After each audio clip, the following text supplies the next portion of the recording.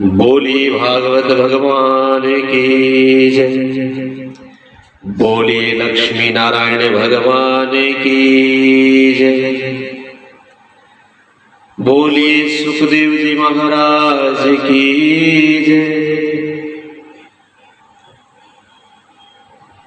आइए आज श्रीमद् भागवत कथा रहस्य के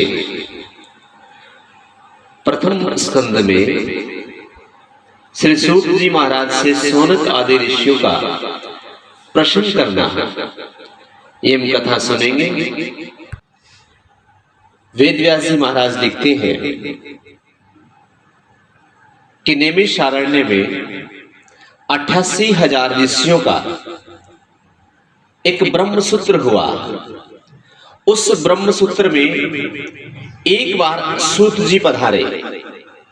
सौनक आदि ऋषियों ने सूत जी महाराज से प्रश्न किया कि जीव मात्र का कल्याण कैसे हो सकता है, कल्याण का सुलभ और सरल मार्ग बताइए। मनुष्य मात्र के लिए कल्याण का उपाय बताइए। कलयुग के शक्तिहीन मनुष्य भी जिसका उपयोग कर सके ऐसा कोई साधन बताएं। इस कलयुग में मानव मंद बुद्धि और मंद शक्ति है, सो कठिन मार्ग नहीं अपना सकेंगे। कलयुग के मनुष्य भोगी होने के कारण मंद बुद्धि कहे गए हैं। कलयुग के मानव ऐसे भोगी हैं कि एक ही आसन पर बैठ करके 8-8 घंटे ध्यान नहीं कर सकते। वे अपने को चतुर तो बहुत मानते हैं, किंतु व्यास जी महाराज ऐसा मानने को तैयार नहीं है। संसार के विषयों के पीछे जो लगा रहे उसे प्रवीण कैसे कहा जा सकता है। शास्त्र कहता है कि 100 काम छोड़कर भोजन करो और 1000 काम छोड़कर स्नान करो और 1,00,000 काम छोड़ करके दान करो और करोड़ काम छोड़ करके भगवान का स्मरण करो, ध्यान करो और सेवा करो। शतम विहाय भोक्तयावम सहस्त्रम स्नानम आचरेत लक्ष्यम विहाय दातवयं कोटिम तय भक्ताम हरि भजेता। घर के कामों को करने के बाद माला नहीं फेरनी चाहिए, किंतु प्रभु नाम का जाप करने के बाद सब घर का काम करो। करोड़ों कामों को छोड़ करके भगवान का स्मरण करो। कलयुग के मनुष्य जो काम करना है उसे नहीं करते और जिसे नहीं करना चाहिए वे सबसे पहले करते हैं। इसी से वेद व्यास जी महाराज ने उन्हें मन बुद्धि कहा है। विस्तार पूर्वक आप श्री कृष्ण की कथा सुनाइए। कृष्ण कथा से तृप्ति नहीं होती, वैसे ही दर्शन से तृप्ति नहीं होती। द्वारिका के कृष्ण का स्वरूप दिव्य है, श्रीनाथ जी का स्वरूप मनोहर है। दर्शन से तृप्ति नहीं होती। भगवान की मंगलमय अवतार कथाओं का वर्णन करो। भगवान की लीला कथा सुनकर के हम कभी तृप्त होते ही नहीं हैं। सौनक आदि ऋषि सूत जी महाराज से प्रश्न करते हैं कि कलयुग में जब अधर्म बढ़ता है तब धर्म किसका आश्रय लेता है। प्रथम स्कंद का प्रथम अध्याय प्रश्ना अध्याय कहलाता है। समुद्र का पार करने वाले को जैसे कर्णधार का आसरा है, वैसे आप हमें मिले हैं महाराज। आप भगवान हमारे केवट हैं। कुछ इस रीति से आप हमें कथा सुनाएं कि जिससे हमारे हृदय द्रवित हो जाए। प्रभु की कृपा के कारण ही आप हमें मिले हैं। परमात्मा से मिलने की आतुरता के कारण इस संत का मिलन होता है। जीव जब परमात्मा से मिलने के लिए आतुर होता है तो परमात्मा की कृपा से उसे संत मिलते हैं। स्वाद भोजन में नहीं होता, भूख के कारण ही वह स्वाद लगता है। मनुष्य को परमात्मा मिलन की भूख जब तक ना लगे तब तक मनुष्य को संत नहीं मिलते। फिर भी उसके प्रति सद्भाव नहीं जागता। इसका एक कारण है कि जीव को भगवान दर्शन की इच्छा ही नहीं हुई। वक्ता का अधिकारी सिद्ध होना चाहिए और श्रोता का भी अधिकार सिद्ध होना चाहिए। श्रवण के 3 प्रधान अंग बताए गए हैं। अब सूत जी महाराज के माध्यम से वेद व्यास जी महाराज कथा श्रवण करने के कुछ नियम बताते हैं, कुछ अंग बताते हैं, जिसमें सबसे पहला अंग बताया है श्रद्धा। श्रोताओं को चाहिए कि वे मन को एकाग्रचित करके श्रद्धा के साथ कथा सुने। दूसरे नंबर पर बताई है जिज्ञासा। श्रोता को जिज्ञासु होना चाहिए। जिज्ञासा के अभाव में मन एकाग्र नहीं होगा और कथा का कोई असर भी नहीं होगा। बहुत कुछ जानने की जिज्ञासा नहीं होगी तो कथा श्रवण करने से कोई विशेष लाभ नहीं हो सकता। तीसरा बताया है निर्मत्सरता। श्रोता के मन में जगत के किसी भी जीव के प्रति मत्सर नहीं होना चाहिए। कथा में दीन और विनम्र होकर जाना चाहिए। पाप को छोड़ करके भगवान से मिलने की तीव्र आतुरता की भावना से कथा श्रवण करोगे तो भगवान के दर्शन होंगे। प्रथम स्कंद में शिष्य का अधिकार वर्णित किया है। एक महात्मा रामायण की कथा कर रहे थे। वे कथा सुना रहे थे। कथा समाप्त होने पर किसी श्रोता ने महात्मा जी से पूछा कि कथा तो सुनी पर मुझे यह समझ में नहीं आया कि राम राक्षस थे या रावण थे। तो महात्मा ने उसे उत्तर दिया कि न तो राम राक्षस थे और ना ही रावण राक्षस थे। राक्षस तो मैं ही हूं कि जो तुझे समझा ना सका। अब भागवत कथा और भगवत भक्ति का महात्म्य वेद व्यास जी महाराज ने बड़े ही सरल और सुंदर भाव से लिखे हैं। परमात्मा की कथा बार बार सुनोगे तो प्रभु के प्रति प्रेम भाव जागेगा। सौनकादि मुनि ने सूत जी महाराज से कहा कि भागवत कथा में हमको बहुत श्रद्धा है महाराज, आपके प्रति हमें बहुत आदर है। अनेक जन्मों के पुण्य का उदय होने पर ही अधिकारी वक्ता के मुख से कथा सुनने का सौभाग्य प्राप्त होता है। श्रवण प्रथम भक्ति है। रुक्मिणी ने अपने पत्र में लिखा था कि तुम्हारी कथा सुन सुनकर ही तुमसे प्रेम करने की, मुझसे विवाह करने की मुझ में इच्छा प्रकट हुई। श्रुतवा शब्द कहा है। भगवान के गुण सुनने से उनके लिए प्रेम भाव उत्पन्न होता है। श्रोता और वक्ता दोनों विनयी होने चाहिए। सूत जी महाराज श्रोताओं को साधुवाद देते हैं और कहते हैं कथा सुनकर तुम्हें जो करना चाहिए वह तो तुम करते हो। तुम शांति से सुनते हो तो मेरा मन भी भगवान में स्थिर होता है। तुम ज्ञानी हो, प्रभु प्रेम में पागल हो, परंतु मेरा कल्याण करने के लिए यह सब तुम प्रश्न पूछ रहे हो। कथा सुनाकर मैं तो अपनी वाणी को पवित्र करूंगा। मम त्वेता वाणी गुण कथन पुण्यते भवतः पुनः मृथरे समिनः पुरमंथन बुद्धिर वरसता। शिव महिमन स्तोत्र में पुष्पदंत ने भी कहा है कि शिव तत्व का वर्णन वैसे तो कौन कर सकता है, मैं तो अपनी वाणी को पवित्र करने चाहता हूं। आरंभ में सूत जी महाराज सुखदेव जी को वंदन करते हैं, फिर भगवान नारायण को वंदन करते हैं। नारायणम नमस्कृत्य। भारत के प्रधान देव भगवान नारायण हैं। श्री कृष्ण गोलोक में पधारे, सभी अवतारों की समाप्ति हुई, किंतु नारायण की न तो समाप्ति हुई और ना ही कभी होगी। भारत की प्रजा का कल्याण करने के लिए वे आज भी तपस्या कर रहे हैं। श्री शंकराचार्य जी को नर नारायण का दर्शन हुआ तो उन्होंने कहा मैं तो महान योगी हूं, इसके आपका दर्शन कर चुका, किंतु कलयुग के भोगीजन कि आपके दर्शन कर सके ऐसी कोई कृपा कीजिए।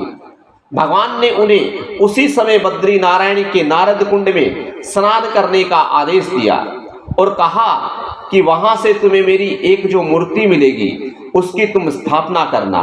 बद्री नारायण भगवान की स्थापना शंकर स्वामी ने की है। शंकराचार्य का प्रथम ग्रंथ है विष्णु सहस्त्र नाम की टीका। मन से मानस दर्शन का पुण्य बहुत लिखा गया है। नारायण को मन से प्रणाम करो, जो जाए बद्री उसकी काया जाए सुधरी। बद्री नारायण तीर्थ में लक्ष्मी जी की मूर्ति मंदिर के बाहर है।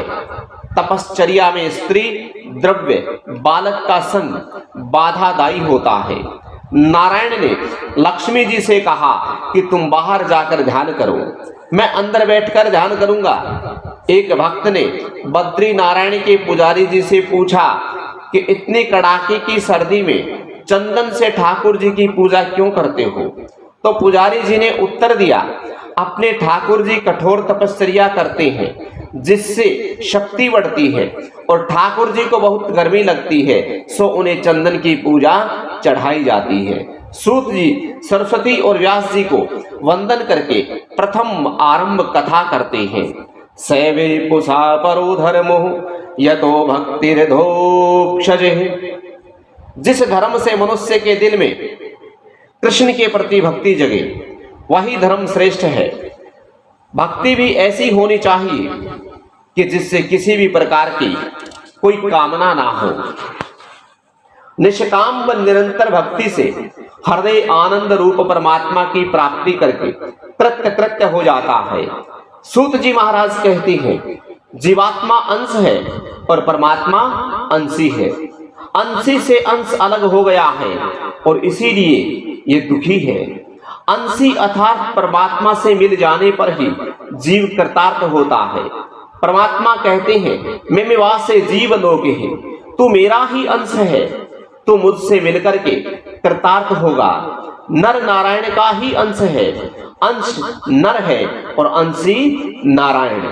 नारायण में जब तक ना मिल जाए तब तक उसे शांति नहीं मिल सकती। मैंने यह नियम निश्चय किया है कि अपने परमात्मा का आश्रय लेकर उनके साथ मुझे एक होना है।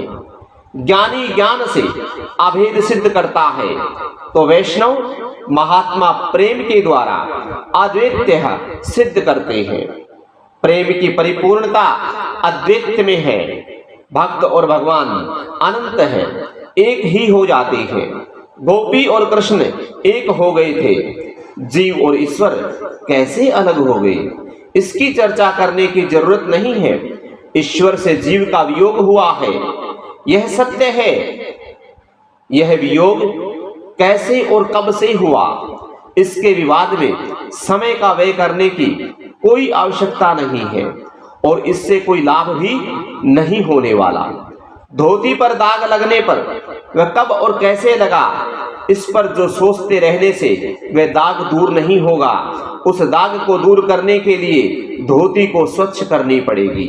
इसी तरह ईश्वर से मिलने का प्रयत्न करें, यही इष्ट है। जब जीव निर्भय बनता है तभी वह भाग्यशाली होता है। जिसके सिर पर काल का भय, वह निर्भय कैसे हो सकता है? भाग्यशाली तो वह है जिसे मृत्यु का भय ही नहीं। ध्रुव, पांडव, वज्रभक्त धन्य है जिनके अधीन काल था। ईश्वर को यह प्रश्चा और अपेक्षा होती है कि मनुष्य को दी गई बुद्धि और मन का उस मनुष्य ने क्या किया।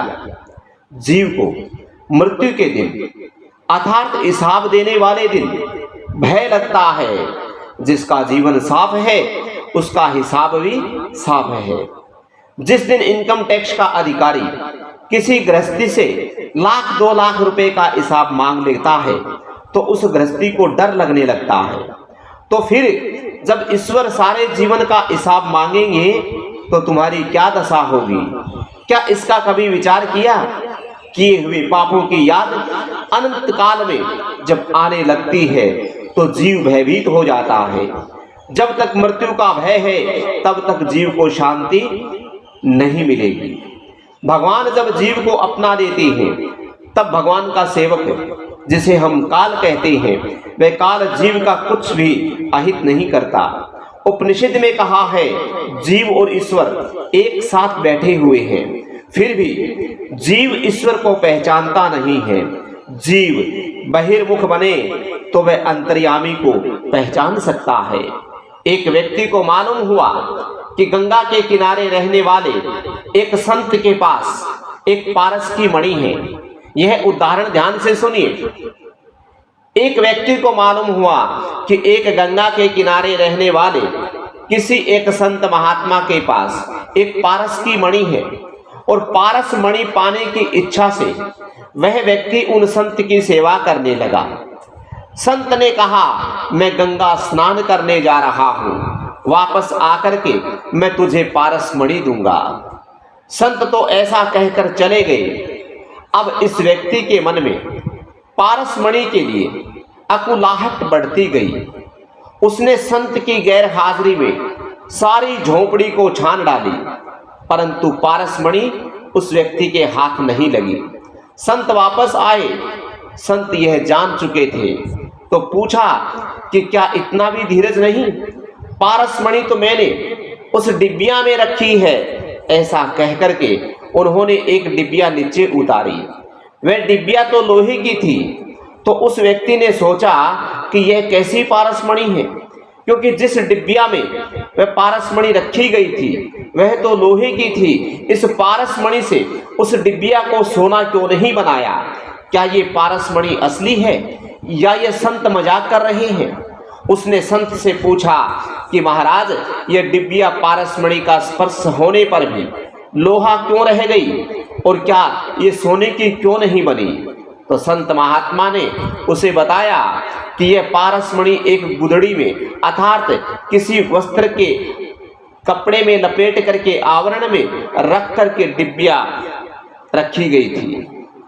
इसलिए उस वस्त्र का बीच में लपेटने के कारण वह पारस उस डिब्बिया को छू ना सकी। इसी कारण वह लोहे की डिब्बिया सोना नहीं बन सकती। इसी प्रकार ईश्वर और जीव हृदय में एक ही स्थान पर रहते हैं, परंतु दोनों के बीच में वासना का कपड़ा लपटा हुआ है और फलतः दोनों का मिलन हो ही नहीं पाता। अर्थात ईश्वर और जीव एक दूसरे को पहचान नहीं पाता और जीव का ईश्वर से मिलन नहीं हो पाता। जीव आत्मा डिबिया है और ईश्वर जो है वो पारस मणि है। दोनों के बीच में जो पर्दा है जिसे हटाने की आवश्यकता है, उस पर्दे का नाम है अहंकार, ममता रूपी चिथड़ा, जिसे दूर करना है। साधना करने पर भी सिद्धि ना मिले तो साधना के प्रति साधक के मन में अपेक्ष भाव जागता है। जीव साधक है, सेवा स्मरण का साधन है। श्री कृष्ण साध्य है, विष्णु भगवान की भक्ति करना पुरुषों का परम धर्म है। लोग मानते हैं कि भक्ति मार्ग बिल्कुल आसान है। सुबह भगवान की पूजा की, बस हो गई छुट्टी, फिर वे सारा दिन भगवान को बुला देते हैं। ये भक्ति नहीं है। 24 घंटे ईश्वर का स्मरण रहे, इसे भक्ति कहते हैं। भक्ति में आनंद है, किंतु मनुष्य केवल शरीर से भक्ति करता है, मन से भक्ति नहीं करता। वाणी भगवान के नाम का उच्चारण ना करे तो ये वाणी व्यर्थ है। मन संसार के विषयों में रमता रहे और शरीर ठाकुर जी की सेवा करे, वैसी सेवा में कोई आनंद नहीं। सेवा में क्रिया मुख्य नहीं है, भाव प्रधान है। सब विषयों में से मन को हटाओ, तब सेवा करने का आनंद आएगा। सर्वेषाम अविरोधेन ब्रह्म क्रमेण समारंभे। सेवा करने बैठो तो पहले भावना को जागृत करो। सेवा करने पर भी भगवान के दर्शन ना हो तो दोष अपना ही है, ऐसा समझना चाहिए। सेवक को सेवा करने के बाद मेरा पाप गया, मेरा दुख गया, मेरा दरिद्र मिट गया, मैं कृतार्थ हो गया, ऐसी भावना होनी चाहिए। सेवा करने पर ऐसा भाव नहीं हो तो सेवा पूजा में कोई आनंद नहीं। संसार के विषयों को मन से हटा लो। जब तक नहीं हटाओगे तब तक सेवा में आनंद नहीं आने वाला। सेवा ये भावना है। परमात्मा की सेवा तभी होगी जब संसार के विषयों का प्रेम कम होगा। परमात्मा से प्रेम करना है तो विषयों का प्रेम छोड़ना ही पड़ेगा। प्रेम गली अति सांकरी, तामे दो ना समाए। प्रेम की जो गली है ये बहुत संकरी है, इसमें दोनों का निर्वाह नहीं हो सकता। जगत का बंधन न छोड़ोगे तब तक ब्रह्म संबंध नहीं होगा। संसार के विषय का मोह धीरे धीरे छोड़ो। संसार को छोड़ के कहाँ जाओगे? संसार त्याग करने की आवश्यकता नहीं है, विषयों का मोह छोड़ने की जरूरत है। व्रत से त्याग करने की आज्ञा है, वह हमेशा के त्याग के लिए हमेशा का त्याग हो ही नहीं सकता। इसीलिए व्रत विधि बताई गई है। धीरे धीरे संयम बढ़ाओ, वैराग्य बढ़ाओ तो ईश्वर सेवा में, ध्यान में अनूठा आनंद आएगा। एक समय एक चौबे जी महाराज मथुरा से गोकुल जाने के लिए निकले। नौका में बैठ करके यमुना जी को पार करना था। चौबा जी भांग के नशे में थे। वे नौका में बैठे चप्पू चलाने लगे। अपने बाहुबल पर पूर्ण विश्वास होने से कहने लगे कि नाव अभी गोकुल पहुंच जाएगी। चौबे जी ने सारी रात नाव चलाई। सुबह हो गई। चौबे जी सोचने लगे ये मथुरा जैसा गांव कौन सा आ गया। किसी से पूछा कि महाराज ये कौन सा गांव है? उत्तर मिला कि महाराज ये मथुरा है। वही विश्राम घाट और वही मथुरा। नशा उतरने पर चौबे जी को अपनी मूर्खता का भान हुआ। चौबे जी ने सारी रात नाव चलाई, किंतु नाव तो रस्सी से बंधी हुई थी, इसी के जरिए घाट से बंधी थी। नशे के असर में वे नाव खोलना भूल गए और सारी रात नाव चलाने पर भी वह वहीं की वहीं रही। यह कथा हंसने के लिए नहीं, मत हंसो। ये अवस्था चौबे जी की नहीं, ये अवस्था हम सबकी है। सभी इंद्रिय सुख के नशे में चूर हैं। जीव को इंद्रिय सुख भोगने का नशा चढ़ गया है। स्पर्श सुख का, संसार के विषय सुख का नशा चढ़ा हुआ है। धन का नशा है, मनुष्य मंदिर जाता है। वह नशे में होने के कारण ठाकुर जी का सच्चे मन से दर्शन नहीं करता, चिंतन नहीं करता, अतः उसे भगवान के दर्शन का आनंद नहीं आता। दुनिया के विषय सुंदर नहीं है, केवल परमात्मा ही सुंदर है। वासना रूपी डोरी से विषय से बंधी हुई इंद्रियों को छुड़ाना है। वासना किसी को आगे नहीं बढ़ने देती। वासना की डोरी तो वही तोड़ेंगे जब तक आगे नहीं बढ़ सकोगे। वासना रूपी डोरी से इस जीव की गांठ संसार से बंधी रहेगी, उसे छोड़ना है। हृदय में कोई वासना नहीं रहेगी, तब भक्ति में आनंद मिलेगा। सर्वोत्तम वस्तु भगवान को अर्पण करनी चाहिए और वो वस्तु है भक्ति। बिना वैराग्य के भक्ति रोती है। भोग भक्ति में साधक है। संयम और सदाचार बढ़ाओगे तो भक्ति में आनंद मिलेगा। सुखी होना है तो संसार के विषयों के साथ ज्यादा प्रेम मत करो। घर में ही वैराग्य की साधना करो। बिना वैराग्य के ज्ञान और भक्ति शोभा नहीं देती। ज्ञान और वैराग्य सहित भक्ति बढ़े तो ईश्वर का साक्षात्कार होता है। ज्ञान मार्ग में इंद्रियों का निरोध करना पड़ता है। भक्ति मार्ग में इंद्रियों को प्रभु मार्ग में ले जाना होता है। सुगंध लेने की इच्छा हो तो ठाकुर जी को फूल अर्पण करके और करने के बाद उसकी श्वास लो। ब्रह्म संबंध तो सत्य बनाए रखने से ही जीवात्मा का कल्याण होता है। वेद भी उसी वासुदेव भगवान का वर्णन करते हैं। उत्तमो उत्तम तत्व दैत्य तत्व है, जिसे श्री कृष्ण भगवान कहते हैं। लौकिक व्यवहार के ज्ञान में द्वैत है, शरीर के स्वरूप संबंधी ज्ञान में अद्वैत है। व्यवहार के स्वरूप का ज्ञान द्वैत भाव से भरा है। व्यवहारिक ज्ञान में ज्ञाता और ज्ञेय भिन्न भिन्न है। परमात्मा का ज्ञान होने पर ज्ञाता और ज्ञेय एक बन जाते हैं। सेवा स्मरण करने से तन्मयता होती है और ईश्वर का अप्रोक्ष साक्षात्कार होता है, जिससे वह जीव ईश्वर से मिल जाता है।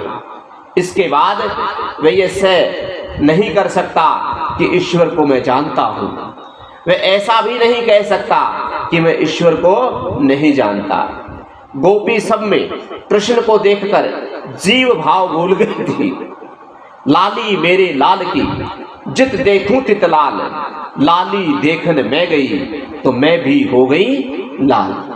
श्रुति वर्णन करती है वहां न तो मैं रहता हूं और ना ही तू।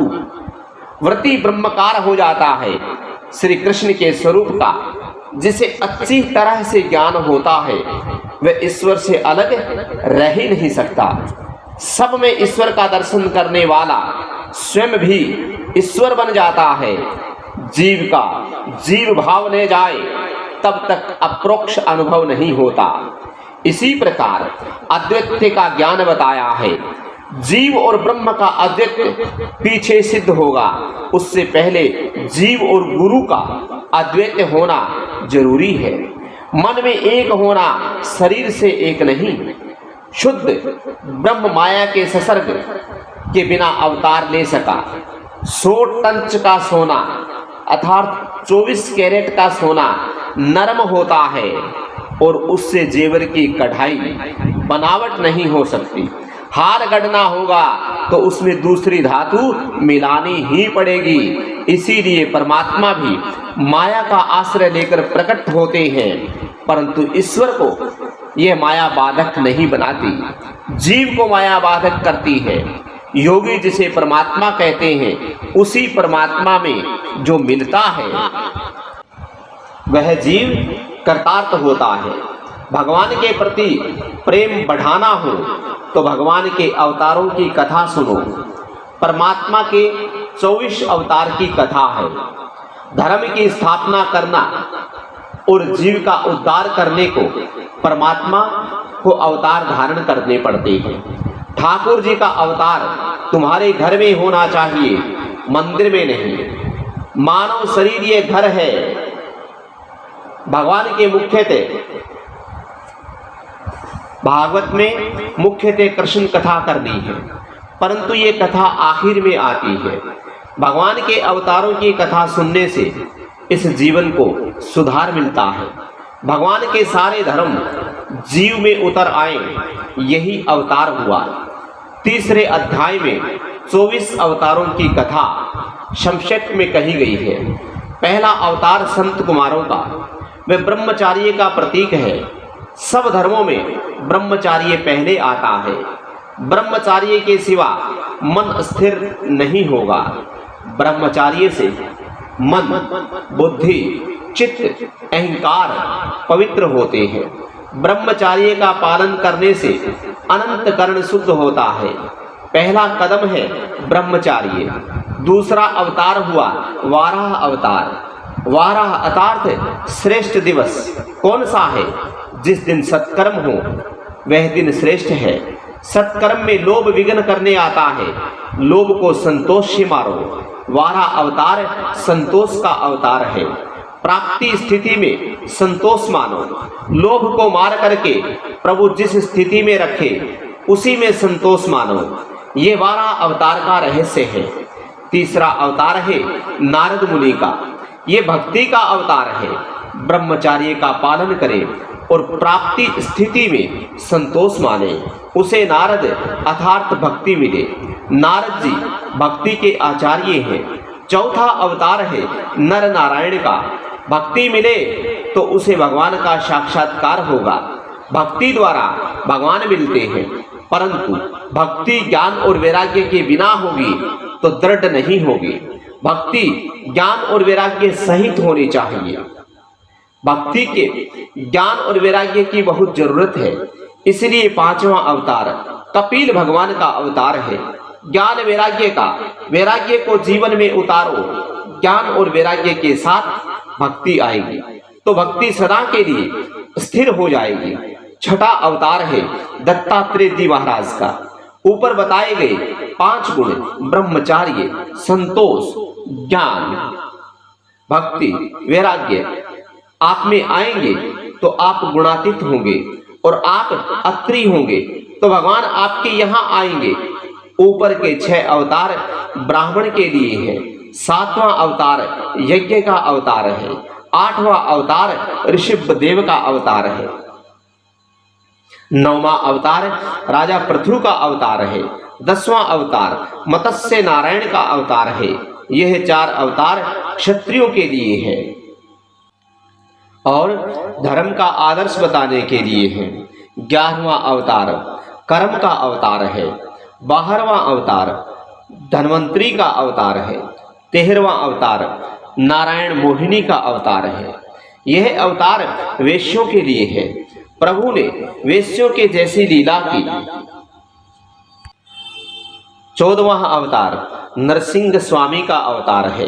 नरसिंह अवतार पुष्टि का अवतार है। भक्त प्रहलाद पर कृपा करने के लिए नरसिंह भगवान का अवतार हुआ। भगवान ने नरसिंह अवतार में भक्त प्रहलाद पर कृपा की। प्रहलाद जैसी दृष्टि से देखेंगे तो स्तंभ में भी भगवान का दर्शन होगा। ईश्वर सर्वव्यापक है, ऐसा केवल बोलना नहीं, उनका अनुभव भी करना है। फिर तुमसे पाप होगा ही नहीं। संत भी व्यवहार करते हैं, जब तक शरीर है तब तक व्यवहार करना ही पड़ता है। ईश्वर को मनुष्य मन शक्ति या बुद्धि शक्ति से जीत सका, केवल प्रेम से जीत सका है। यशोदा के प्रेम में सामने कृष्ण दुर्लभ बनते हैं और यशोदा के प्रेम में कृष्ण बंध जाते हैं। बालक के प्रेम के सामने माता का बल, पिता का बल दुर्लभ हो जाता है, दुर्बल हो जाता है। प्रेम के सामने शक्ति दुर्बल बनती है।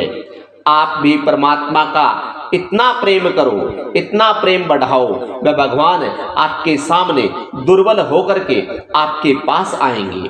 15वां अवतार वामन भगवान का अवतार है, जो पूर्ण निष्काम है, जिसके ऊपर भक्ति का नीति का छत्र है, जिसके धर्म का कवच पहना है, जिसे भगवान भी नहीं मार सके। राजा बलि की तरह यह है वामन चरित्र का रहस्य। परमात्मा बड़े हैं, फिर भी बलि राजा के आगे वामन अर्थात छोटे बनते हैं। 16वां अवतार भगवान परशुराम का अवतार है। यह अवतार आवेश का अवतार है। 17वां अवतार व्यास नारायण का ज्ञान का अवतार है। 18वां अवतार भगवान श्री राम का अवतार है। यह मर्यादा पुरुषोत्तम का अवतार है। राम की मर्यादा का पालन करो, जिससे तुम्हारा काम मिटेगा, अर्थात कन्हैया मिलेगा। 19वां अवतार भगवान श्री कृष्ण का है। कृष्णस्तु भगवान स्वयं, श्री कृष्ण को स्वयं भगवान है। राम और कृष्ण एक हैं। मनुष्य दिन में 2 बार भान भूलता है। दिन में 12 बजे भूख में भान भूलता है और रात को निवृत्ति के काम सुख याद करता है। इसीलिए वह भूल जाता है। इन दोनों समयों को संभालना है। सवेरे श्री राम जी को याद करो और रात्रि में श्री कृष्ण को याद करो। वे दोनों समय बचाएंगे। राम जी की मर्यादा का पालन करो तो श्री कृष्ण पुष्टि पुरुषोत्तम, पुष्टि अर्थात कृपा करेंगे। संत एकनाथ जी महाराज ने इन दोनों अवतारों की सुंदर तुलना की है। राम जी महलों में पधारे और कन्हैया कारावास में पधारे। एक के नाम के अक्षर सरल और दूसरे के नाम के अक्षर टेढ़े अर्थात जुड़े हुए। पढ़ाते समय सरल अक्षर पहले पढ़ाते हैं और जुड़े हुए अक्षर बाद में पढ़ाते हैं। राम ये सरल अक्षर है, श्री कृष्ण ये जुड़े हुए अक्षर हैं। राम जी की मर्यादा का पालन करोगे तब श्री कृष्ण का अवतार होगा। जिसके घर में राम जी ना पधारे वहां कृष्ण कभी नहीं आ सकते। राम जी का अवतार अर्थात राम जी की मर्यादा का पालन करना। ये दोनों साक्षात पूर्ण पुरुषोत्तम अवतार हैं। बाकी के सब अवतार अंशा अवतार हैं। पूर्ण अवतार और अंशा अवतार का यही रहस्य है। अल्प काल के लिए, अल्प जीवों के उद्धार के लिए जो अवतार होता है, कुछ समय के लिए, कुछ क्षण के लिए जो अवतार होता है, उसे अंशा अवतार कहते हैं। और अनंत काल के लिए तथा अनंत जीवों के कल्याण के लिए जो अवतार होता है वह पूर्ण अवतार कहलाता है, ऐसा संत मानते हैं। भागवत में कथा तो करनी है कन्हैया की, परंतु क्रम में दूसरे अवतारों की कथा सुना करके अधिकार प्राप्त हो तो कन्हैया आएंगे। इसके पीछे हरि, कलिक, बुद्ध आदि अवतार हुए। कुल मिलाकर के भगवान नारायण के 24 अवतार हुए। परमात्मा के 24 अवतार परमात्मा शब्द में से ही निकलते हैं। पे पांचवा अक्षर, रे दूसरा अक्षर, मा चौथा अक्षर, ते आठवां अक्षर और मा चौथा अक्षर। ब्रह्मांड भी ईश्वर का अवतार है। कई तो ब्रह्मांड में ईश्वर को देखते हैं, कई संसार के सब पदार्थों में भगवान स्वरूप का दर्शन करते हैं। ये सारा ब्रह्मांड भगवत स्वरूप मानते हैं। सबका दृष्टा परमात्मा माया के कारण दृश्य जैसा दिखाई देता है। स्थूल और सूक्ष्म शरीर ही विद्या में अविद्या में आत्मा में आरोप करने आया है। जो आत्मा के आत्म स्वरूप के ज्ञान से ये आरोप दूर कीजिए। जो हो सका है उस समय ब्रह्म का साक्षात्कार होगा, यदि तदम ब्रह्म दर्शनम का सिद्धांत समझ में आएगा। भगवान वेद व्यास जी ने भगवत चरित्रों में परिपूर्ण भागवत नाम का पुराण बनाया है। भगवान श्री कृष्ण धर्म ज्ञान आदि सहित स्वधाम पधारे तो इस कलयुग में अज्ञान रूपी अंधकार में लगे लोग अंधे हुए। उस समय भागवत पुराण एक प्रकट हुआ। यह पुराण सूर्य रूप है। सुखदेव जी ने राजा परीक्षित को यह कथा सुनाई। उसी समय मैं वहां हाजिर था। यथामति ये पुराण कथा मैं आपको सुनाता हूं। सौनक जी महाराज पूछते हैं, व्यास जी ने भागवत की रचना किस अभिप्राय से की थी और रचना करने के बाद इसका प्रचार किस तरह से किया, आदि कथा आप हमें बताएं महाराज। अतिशय लोभी प्रतिफल ईश्वर का ध्यान करता है, वैसे ज्ञानी प्रतिपल ईश्वर का ध्यान करता है, स्मरण करता है। ज्ञानी एक पल भी ईश्वर से अलग नहीं रह सकता। सुखदेव जी महाराज के जन्म से ही ब्रह्मकार वृत्ति है। वे भागवत पढ़ने गए, ये हमें आश्चर्य लगता है। सुखदेव जी महाराज की प्रशंसा खूब की गई। सुखदेव जी महाराज की देव दृष्टि थी, देह दृष्टि नहीं थी। जब तक देह दृष्टि है तब तक ये संसार दुखी लगता है। सुखदेव जी महाराज स्नान करती अप्सराओं के आगे से निकल गए, तब भी निर्विकार थे। एक समय ऐसा हुआ कि एक सरोवर में अप्सराएं स्नान कर रही थी। वहां से नग्न अवस्था में सुखदेव जी महाराज निकले। अप्सराओं ने पूर्ववत स्नान चालू रखा और किसी प्रकार की लज्जा का अनुभव नहीं किया, कपड़े भी नहीं पहने। थोड़ी देर के बाद वेद व्यास जी महाराज वहां से निकले। उन्होंने कपड़े पहने थे, परंतु व्यास जी को देख करके अप्सराओं ने तुरंत ही अपने वस्त्र पहन लिए। व्यास जी ने इस बात को देखा तो आश्चर्य में पड़ गए कि ये क्या हुआ। अप्सराओं ने इसका कारण पूछा। उन्होंने बताया, आप वृद्ध है महाराज, पूज्य है, पिता तुल्य है, परंतु आपके मन में ये पुरुष है, ये स्त्री है, ऐसा भाव है, ऐसा भेद है, जबकि सुखदेव जी महाराज के मन में ऐसा कोई भेद नहीं है। सुखदेव जी महाराज केवल ब्रह्म ज्ञानी ही नहीं, ब्रह्म दृष्टि रखकर घूमते हैं।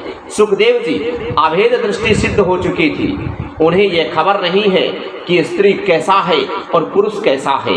उनके लिए दोनों एक बराबर है। संत के दर्शन करने वाला भी निर्विकार बनता है। सुखदेव जी महाराज का दर्शन करके अप्सराएं भी निर्विकारी बनी, निष्काम हुई। अप्सराओं को लगा कि धिक्कार है हमें, इस महापुरुष को देखो, ये महापुरुष प्रभु प्रेम में कैसे पागल बने हैं। राजा जनक के दरबार में एक समय सुखदेव जी महाराज और नारद जी दोनों पधारे। सुखदेव जी महाराज ब्रह्मचारी हैं और ज्ञानी भी हैं, नारद जी भी ब्रह्मचारी हैं और भक्ति मार्ग में आचार्य भी। दोनों महापुरुष हैं, मगर इन दोनों में श्रेष्ठ कौन है? राजा जनक ये समाधान नहीं कर सके। परीक्षा किए बिना कैसा फैसला होगा? राजा जनक की रानी सुनैना ने निश्चित किया कि मैं दोनों की परीक्षा करूंगी। सुनैना रानी ने दोनों को अपने घर बुलाया और झूले पर बैठाया। इसके बाद सुनैना रानी श्रृंगार करके सज धज करके आई और झूले पर उन दोनों के बीच में बैठ गई। इससे नारद जी को कुछ संकोच हुआ। मैं बाल ब्रह्मचारी हूँ, मुझ जैसे तपस्वी का इस स्त्री से स्पर्श हो गया और कहीं मेरे मन में विकार आ गए तो इस विचार से वे थोड़ा दूर हट गए। परंतु सुखदेव जी महाराज को वहां आकर कोई बैठा है इसका भान तक नहीं, पता तक नहीं चला। उन्हें तो स्त्री पुरुष का भी कोई भेद नहीं मालूम, वे दूर भी नहीं हटते हैं।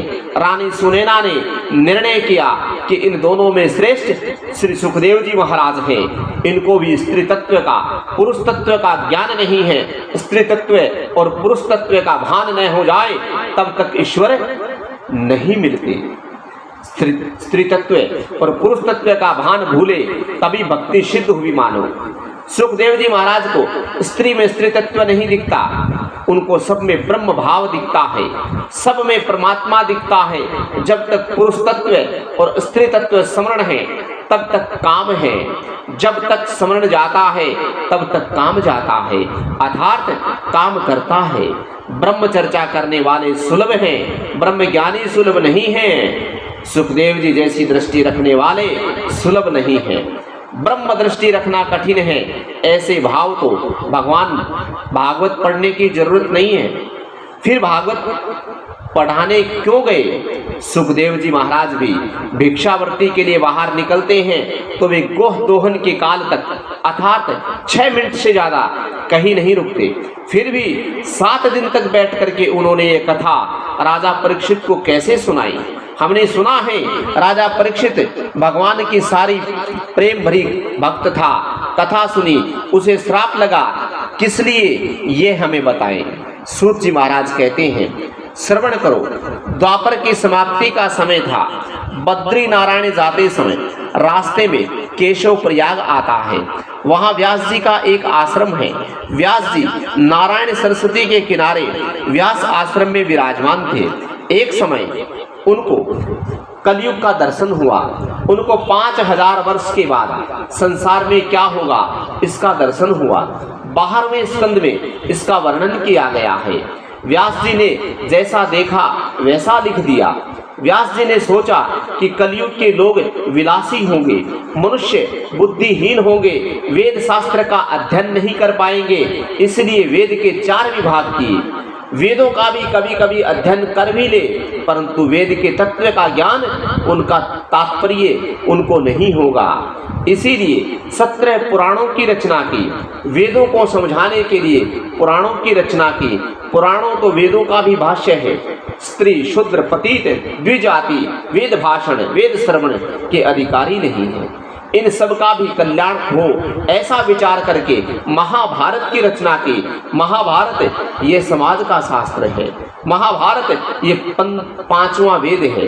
भा का अर्थ होता है ज्ञान और रथ का अर्थ होता है रचना। ज्ञान में और भक्ति में रचने की कला जिसमें बताई गई वह ग्रंथ है भारत। ज्ञान में जीव जब रमण करने लगता है तब कौरव विघ्न करने आते हैं। धर्म क्षेत्र में कुरुक्षेत्र ये शरीर क्षेत्र है। धर्म और अधर्म का इसमें युद्ध होता है। महाभारत प्रत्येक के मन में घर कर चल रहा है। सद्वृत्तियों और असद्वृत्तियों का युद्ध यही है महाभारत। जीव धृतराष्ट्र, जिसकी आंखें नहीं वह धृतराष्ट्र है। जिसकी आंखों में काम है वह अंधा धृतराष्ट्र है। को अंध यो विषय अनुरागी, अर्थात अंधा कौन है? जो विषय के अनुरागी हैं वे अंधे हैं। दुख रूप कौरव अनेक बार धर्म को मारने जाते हैं। युधिष्ठिर और दुर्योधन रोज लड़ते हैं। दुर्योधन आज भी आता है प्रभु भजन के लिए। सवेरे ठाकुर जी 4 बजे जगाते हैं। धर्मराज कहते हैं कि उठो सत्कर्म करो, परंतु दुर्योधन आकर कहता है कि पिछले पहर की मीठी नींद आ रही है, सवेरे उठने की क्या जरूरत है, तू अभी आराम कर, तेरा क्या बिगड़ता है। धर्म और अधर्म इसी प्रकार अनंत काल से लड़ते चले आ रही हैं। दुष्ट विचार रूपी दुर्योधन मनुष्य को उठने नहीं देता। निद्रा और निंदा पर जो विजय प्राप्त करते हैं वही भक्ति कर सकते हैं। दुर्योधन ये अधर्म है, युधिष्ठिर ये धर्म का स्वरूप है। धर्म धर्मराज और धर्मराज की तरह प्रभु के पास ले जाते हैं और अधर्म दुर्योधन मनुष्य को संसार की ओर ले जाता है और इसका विनाश करता है। धर्म ईश्वर का शरण में जाए तो धर्म की विजय होती है और अधर्म का विनाश होता है। बोलो बांके बिहारी लाल की जय। बोलिए भागवत भगवान की जय। बोलिए सुखदेव जी महाराज की जय। जय जय श्री राम।